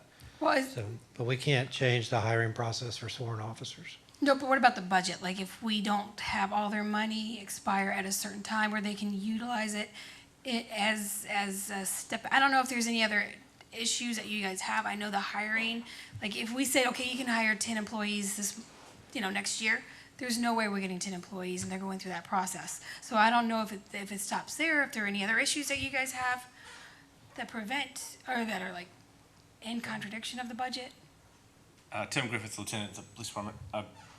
If I understand your question, you're talking about the promotion versus hiring and the being able to keep up with the promotion rate. Is that what you're Yeah, talking about? I just want to make sure you guys are able to utilize your money. I'd hate to see any of it expire, something happen, because the way you guys process your employees are a little bit different. Oh, What she's saying is, when we allocate funds for, we say 2 motor officers, she's worried that we don't find the motor officers in time, and then in the following year, the money just goes away. She's just she wants to know what the process is on that. That money is allocated in the form of FTEs in the department, and it's the FTE you're authorizing, and shows up as salary savings if that position's not full, but that money does not go away. Okay, are there any, so I guess my concern is not just that, are there any other positions that happen to follow up with those issues? yeah. Well, I know that probably Jerry can speak to this. We actually did have a discussion about staggering the promotions for certain, due to the time it takes to, like if, according to civil service, right, if a position comes open on October 1st, I then have to fill all of those positions that become open. In our budget, there are 11 promotions, which are the patrol staff obviously couldn't handle right off the bat. So we did have a discussion about finding a way to stagger those promotion availability so that it allows the backfill of employees to fill in that promotion. That would be the only other issue I could see. But that's something we can handle administratively. We don't need council authorization or allocation of funds to do that. It's just the positions just have to be authorized by whatever that looks like. Doesn't necessarily have to be funds as long as they're authorized on dates. Right, and they should all be authorized right now, are they not? Yes, I guess my meaning is if they are authorized to hire October 1, then by civil service law, we are required to fill those positions. Now, you can fund them for the year, and that's fine, but if there is something that the city says you're authorized to hire, say, these positions on this date and the next positions on this date, whatever that looks like, that needs to come from the dais or from the administration, I couldn't say for sure. Okay, well, we can, if we need to bring that back to council, we can do that on the 6th as well, but I don't know that we have That's to. just staggering the hiring process. Right. Because it's hard to get that many resources on hiring that many people at one time. So just staggering the dates, the start dates for all those Right, is what it's he's a- asking for. It's a matter of when the positions are authorized. Yeah, can you guys bring back a list of dates? Are you able to? We actually do have a list of dates that Lieutenant had worked on to propose when we can stagger those in. So yes, we're asking for them to be authorized on a certain date. It'll just make the promotional process more manageable for us. But that's not a budget Not a budget. question, though. Yeah, it's So not we're about when dealing it's with funded. second reading of the budget, but that It is, just needs to be authorized by the city, because if we don't do that, then we are required by law to fill those spots. And if we don't fill them, then that becomes a So problem. we will be So- addressing that before the end of this budget year, when those positions would become authorized. So, Okay. Right. And if you could just give those dates to Jerry? Yes, ma'am. All right, thank you. And if I could just add, and when you do those hiring dates, it also helps when you start doing your FTO training and your academy training. So they can all be in sync on that end. So where you have a large class, you can fill them on that end. And then when it comes to promotional process, you can, either you do them yearly or bi-yearly, however you do it. When those positions open up, you can fill them from there. So I think that's where we're getting at as far as what the dates are. I guess you were just kind of afraid, Ms. Florescale, that if we didn't hire enough people at the time, that allotted officer, the money we set for them will basically expire, is what you're saying? Yeah, I just get worried because they have a different hiring process, and so I want to make sure we're taking that into consideration during the budget. Okay. Yeah, to your point, it does take about 18 months to hire somebody brand new before they're actually on their own being useful as officers. So But the Mayor positions- and Council, what they're talking about is more administrative. Okay. That could be sorted out between the city manager and the chief of police. It does not impact the budget. The budget authorizes the FTEs, total FTEs of sworn officers and their funding from the first day of the fiscal year to the last day of the fiscal year. they're not partially authorized, in other words, No, in the they're budget. fully fully 100%. funded, fully authorized. Does being fully authorized, though, does that cause a problem? No, No, okay, I just want to make sure that, because I thought I heard him say that if they open it up, they have to immediately fill those roles. So if they're authorized to hire those positions on October 1st, then they're required to fill them. But if we administratively or via policy create a schedule for when those positions are authorized to be filled, then that allows them to stagger the positions. Okay, It does not affect the budget. The promotions, not the hiring of the officers. And Councilmember Tobias said that will help. We're trying to get the officers hired through the FTO program. That way they can backfill the positions that are going to be promoted. perfect, okay. I just wanted to add, Sandra Duran, Director of Human Resources, when there is an authorized position for a promotional position, a different classification than an officer, then you have to back pay from when it was authorized. So if you're approving these higher positions to be authorized in October, and we don't fill them in October, this person gets, promoted in November, now we have to back pay a whole 11 months. So I think that's where they're talking about. That's where the promotion process, where you start doing the application process for, let's say, sergeant. You start it like in May, and you have the paperwork done, and then you do the testing, correct? And then from there, you put them on the board list and so forth after a certain date, so that way it could be retroactive, correct? Right, but it will go into effect October 1. October That's 1st, yes. That's what we're trying to Yes. manage. If they go into effect October 1, Mm-hmm. and the sergeant, let's use that as an example, isn't hired till, February, March, whatever, then that person has to get back pay from the day that position was authorized. Yeah. So, like Perez stated, the funding is there, we're just asking for the authorization of the promotions to be staggered. Exactly. That makes sense. So we're not paying money for the time that person's not there, because, Right, because if they're Yeah. all Yes. authorized on October 1, then, we're not gonna be able to fill all those promotions. right, and that's money that comes out of your budget that you guys could use, Eventually, right? the primary purpose of this request is just to make it more manageable, not necessarily the funding. There is a funding component, that there will have to be back pay, but our purpose is just to make it more manageable, so we can get those police officers out of the FTO program, so that there's no vacancies at the patrol level. So that way, when people get promoted to sergeant,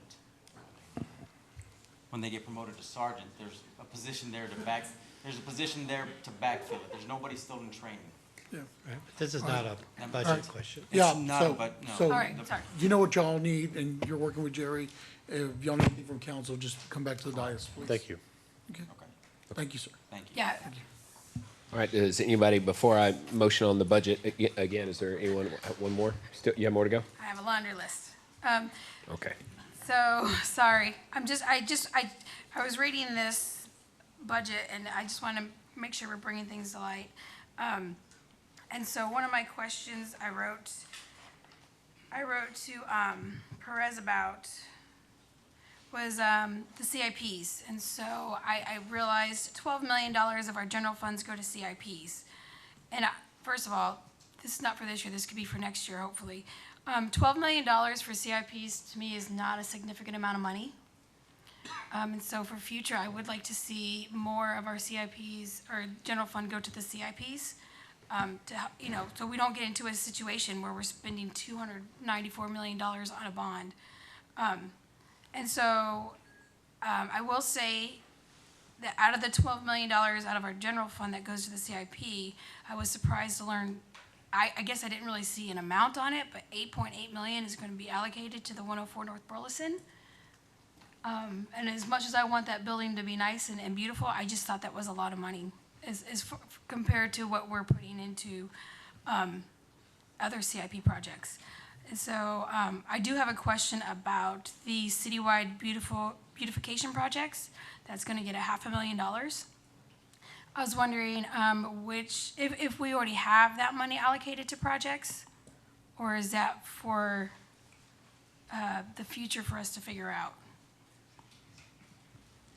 Chance?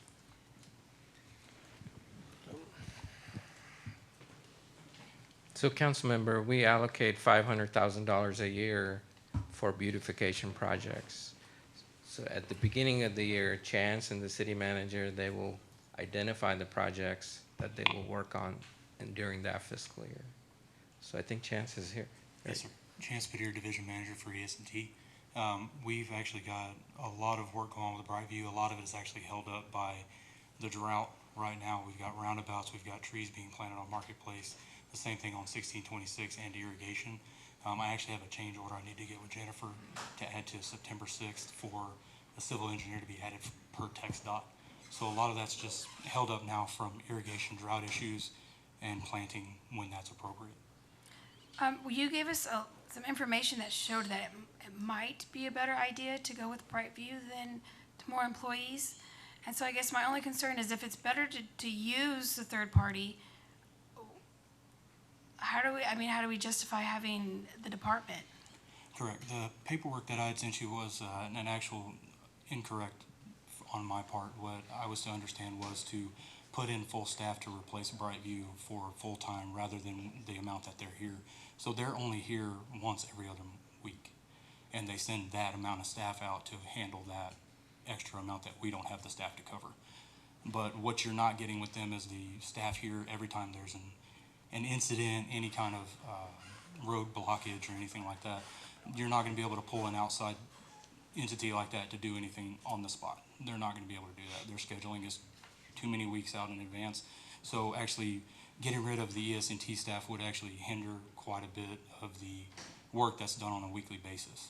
What I was actually proposing originally was 6 staff with another crew leader, so we can separate the beautification side and what's actually being done in our right-of-ways.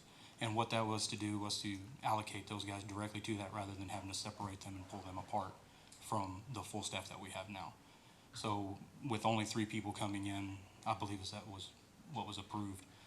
That will definitely help us, but separating Brightview to be able to come out on the bigger projects that are not needed on a weekly basis or an every other week basis is very helpful. But without the staff here, you would definitely falter quite a bit. So right now we're using Brightview to, excuse me, to focus on the beautification corridors established by council, which are the ones that go through town, that people coming into town drive through, and Brightview is charged with making sure that those corridors are always at a gold standard level, and that's their sole focus, is to do those corridors.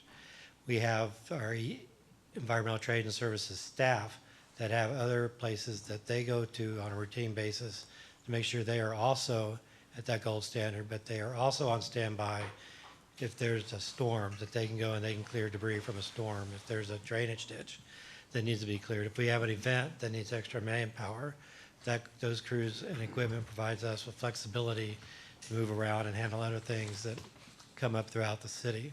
We also have some money in the budget to do special projects that we haven't finalized the budget on those projects yet, but those include things like painting the turnaround lanes on the overpasses and doing landscaping along the along the highways. So the council has tasked us with various beautification projects throughout the city. Brightview is a big part of that. We depend on them to do their part, and our environmental trade and services also do a big part of that. Correct, Okay. yes, sir. Basically, the in-between is taken care of on our end, and a lot of the smaller areas that Brightview would not be able to send out contractors for. And as Jerry stated, the new projects that we're looking at, especially 35, is what we're partnering with TxDOT. I've had a few meetings with them where they would actually match our funds and be able to do a really nice set down 35, which I believe is about a 9-mile stretch from basically Home Depot at the bridge all the way to Yarrington. So we're actually looking at improving that, the rest stops, everything along that way. And everything we're doing on the side, a lot of the things Brightview won't do as well as a lot of their, as you've seen in some issues before with things changing, is you have to get a new division to come out if it's tree service, if it's something else. So the Performing Arts Center is a perfect showing of that, with irrigation, mowing and landscaping, and then tree services are actually 3 separate areas within their division. So if you have something that happens in between, then you've got scheduling issues trying to get them out there. Okay, thank you. That takes me right back to my original question. Like, is it really in the best interest of the city to spend $750,000 on Brightview when we could apply that to full-time staff? And so that's what I was hoping the comparison would have showed us. Yes, ma'am. If I could, like I said, the comparison was to actually replace them as a full staff, not on a every other week basis to where they're here full time. So that money that I actually allocated was just a basis to get us started. That is to hire the staff. That's not any of their benefits or anything like that. That's just equipment, hiring the staff, and getting them what they need to actually do the work. And that was the over $3 million, I believe, if I remember correctly. That's not even getting benefits and finishing out that thought. Okay, thank you. Yes, ma'am.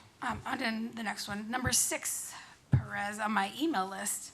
I wrote, you guys said on page 376, there's a CIP line for Kohler's Crossing in 1626 in the amount of $2 million. And then we were talking about it briefly, but I didn't quite understand. My question was, is that CIP line item, is any of that within the TERS? And then you did send me a map, and the answer wasn't yes or no in your email initially, but I think you said some of it is within the TERS when we were talking before the meeting? A portion of the right-of-way for Kohler's Crossing is within TERS number 2. However, the remainder is outside of TERS number 2. So it's yes and no.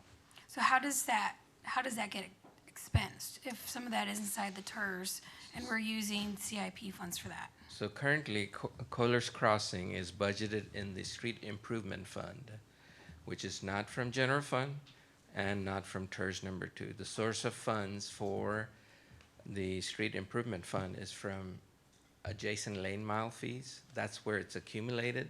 When we have enough accumulated, we'll apply to a CIP.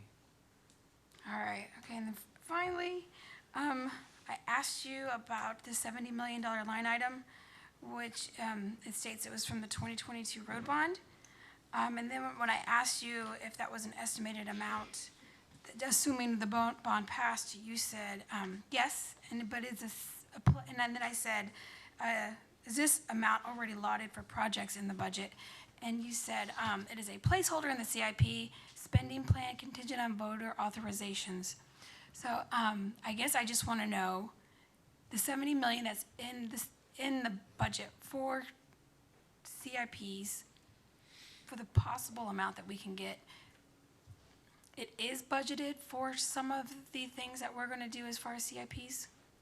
So when you look at the CIP spending plan, the spending plan is allocated by funding source. So council has been working on the bond proposition for the November bond election for the roads. And at the last meeting, council determined the dollar amount of $294 million.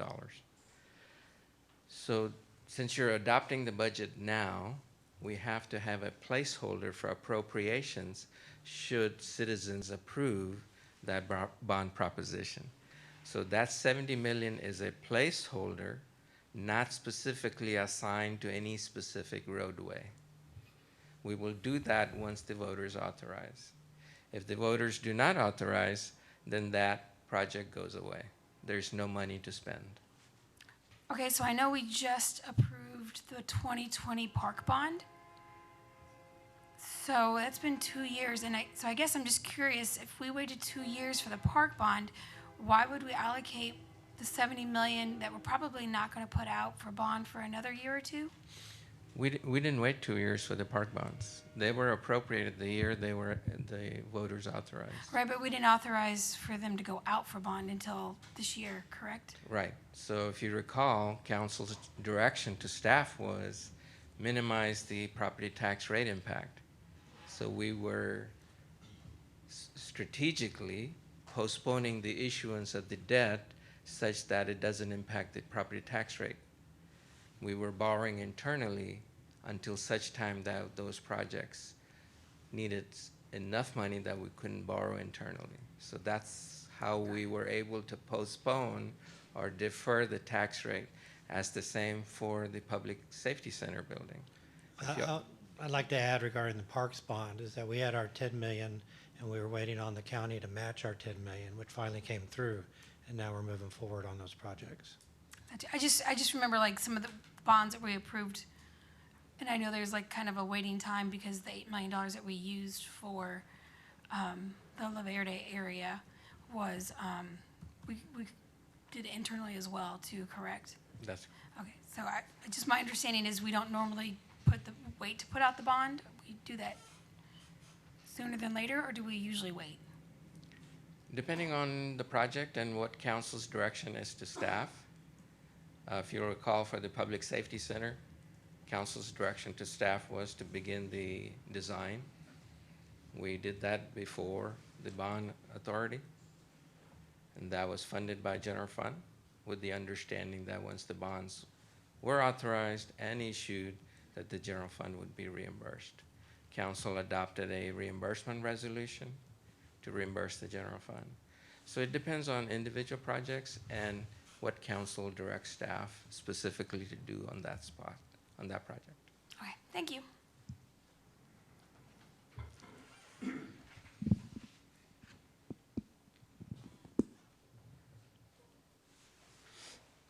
You done? Okay. All right. I would like to make a motion to approve the budget as amended. Second. Motion by the mayor, seconded by Councilmember Bradshaw. Is there discussion on the motion? Well, I already said what I wanted to say, but I'll just say it again, that I do think this budget is $120 million in CIPs, increases to police wages, general wage increases to the remainder of our staff. That is we are investing in parks upgrades. We are looking at road improvements, wastewater, water improvements. These are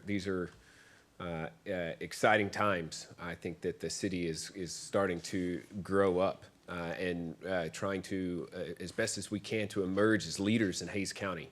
That has always been our vision, not to be viewed as a city that's broke, not to be viewed as a city that pays low amounts, that has poor facilities and poor roads and cheap housing, but rather to be a city that has affordable housing, great amenities, great facilities at the city, well-paid, well-trained staff. And I think that this budget just reflects those values in every page.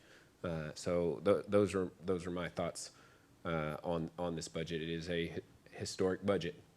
Seems like every year they get a little more historic. So I don't know that that's going to change anytime soon, but this one has some particular things that make me very proud. So is there any discussion, any further discussion? Roll call vote.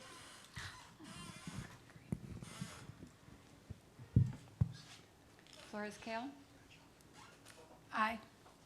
Parsley, Aye. Rizzo, Aye. Mitchell, Aye. Tobias, Aye. Bradshaw. Aye. All right, motion passes 6-0. Mr. Hendrix.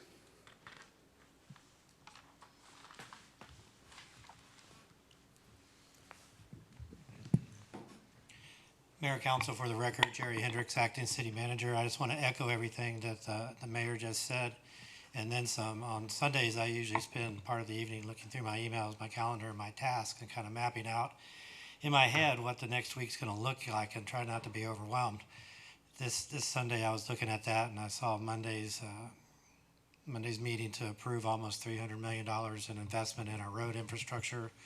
Then I worked my way down to tonight's meeting to approve $212 million for a budget, and some quick math told me that's over $500 million. And I look at what that goes to, not only the road infrastructure, but the other $120 million in infrastructure improvements throughout the city, and then all the tools and resources you're allowing our staff to have to be able to go out and do the job that they love doing.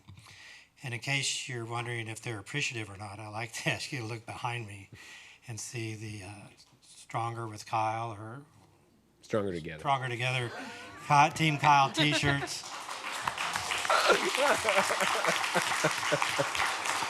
and because we're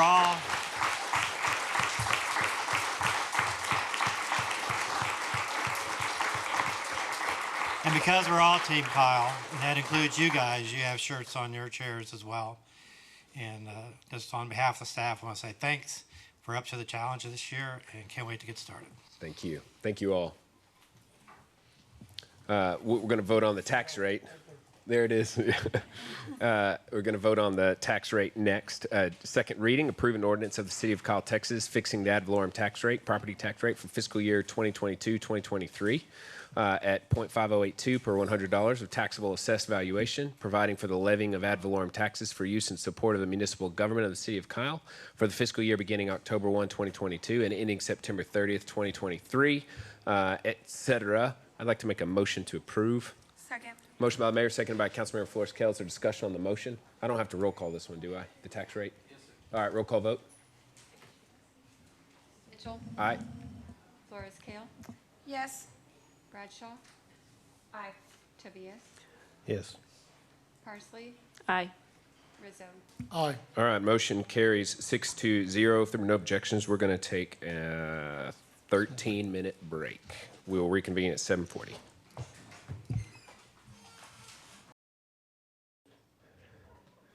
All right.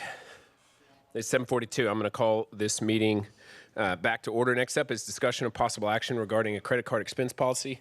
I'm bringing this back to try to get it passed through primarily. Before I started, I had one question for Pervez.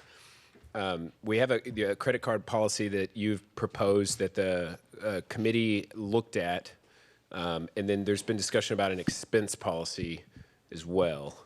And so can you tell me, in your mind, are there two different policies that you're thinking council should consider adopting? No, sir. It would be one policy, whether it is a reimbursement policy or an allowance policy, whatever you want to consider, it should be all in one policy. Okay. And that was the intent of the draft I had shared with council. Okay, so do you have a desire to keep working on that a little bit more to make it more comprehensive? Yes, sir. I do need to make, after the committee's recommendations, I do need to make some modifications, and I also need to make other changes that would make the policy a little better. Okay. Well, then when do you think you would be wanting to bring that back for adoption? I can bring it back on September 6th or the meeting right after that one. Okay. Are there any objections to that then, having him bring back a policy that takes into account all the feedback that he's gotten up to this point? No. All right. It could be the 6th or it could be the 20th of September. How much time would you need, Either sir? one would be fine. Let's do the 20th. All right. I think the 6th is already getting Can we feedback. do Is already that full. more than 3 days in advance? Sure. Okay, thank you. Okay, Mayor Pro Tem. Yeah, I just want to say, I think the committee had some great recommendations. I'm glad that you're going to rectify those into the policy, so I appreciate that. And I want to appreciate the committee as well. They're great recommendations, so thank y'all. Councilman Parsley. Mr. Perez, are we gonna have in this new policy line items like you were putting on the draft, like the very specific items? Is that what you're, Like the unallowed expenses? Yes, we will continue with that, but I will clarify that a little bit further. my fear is there's gonna be some sort of loophole for something to get not in there that is gonna be reimbursed. So I just wanna make sure it is like very detailed. I'll If refine it, but it will not go away. Okay. That section will remain. Okay, However, I do have a clarification question of council. As I clarify this policy, the budget amendment that we just passed this evening regarding the council expense stipend.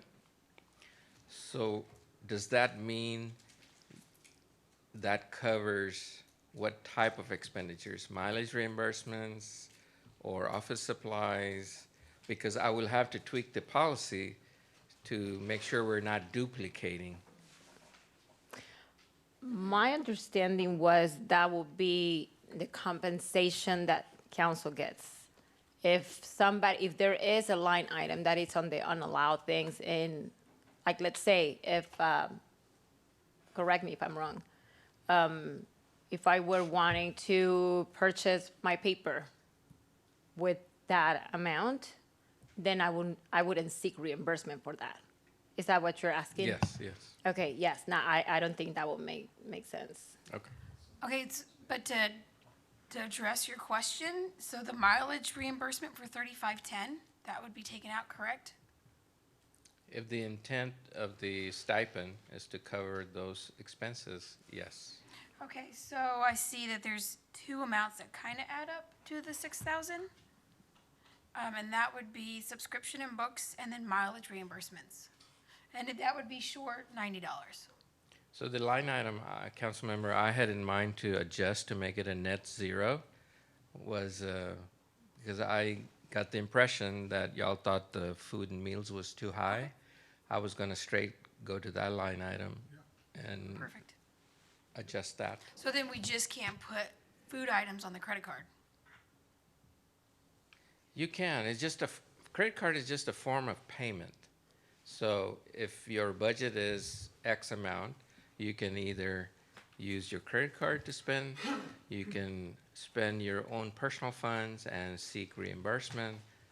Or if the city secretary's office is purchasing meals for council meetings, it will get allocated to that cost center. Okay, so we had food at 48, 6. Well, hang on, the item that's being discussed here is credit card expense policy. Okay. The budget item has already been passed, so we It can't, has we been can't be passed, but going through we the, give direction on which way to go. I just want to make sure he's okay and he understands where No, we I wanted to understand. get that from. Okay. I'm clear. all right. If there are no objections, we're going to go to executive session. I don't know who's up to read. What was I? All right, pursuant to Chapter 551 Texas Government Code, the City Council reserves the right to convene into executive session from time to time as deemed necessary during this meeting. City Council may convene into executive session pursuant to any lawful exception contained in Chapter 551 of the Texas Government Code, including any or all of the following topics. 1, pending or contemplated litigation or to seek the advice of the city attorney pursuant to Section 551.071, internal complaint against the city manager. 3, personnel matters pursuant to Section 551.074, the employment of the city manager.